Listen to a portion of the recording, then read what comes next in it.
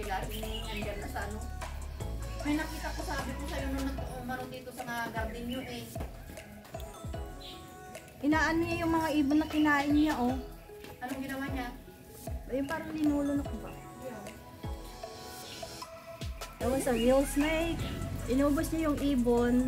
Ano ng ibon to eh? Bahay siya ng ibon. Tapos, ito yung snake, guys! Nasa cage siya. Ang laki! Hello, ate? Ay, no, hanggang yan yung ano pala niya. Yung ulo niya. Ay, ang haba. Baka umalis. Paano ko to?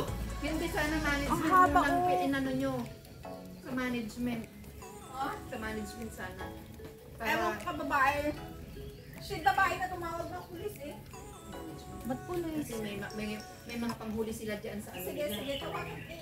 Saan na dito? I-click ko sa dalita. Ano mo nga sa management? Ahas, guys, ahas. Ito yung ano dito sa Kasi baka didi. pulis, galing pa ng tungtong yung pulis, nakalabas na.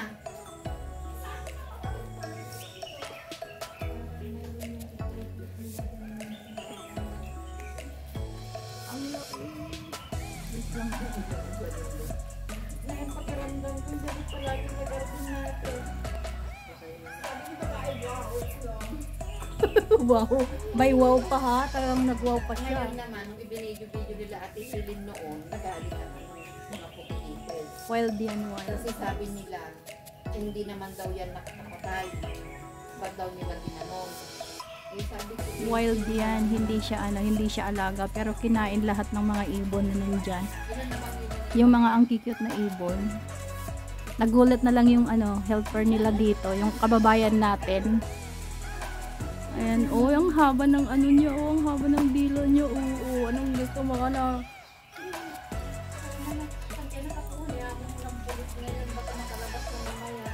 Sana tumakbo ka na lang dun sa dulo kanina, be. Tawagan mo na lang yung management. Baka aalis to eh. Baka aalis. Walang nag-iikot dito na walang nag-iikot.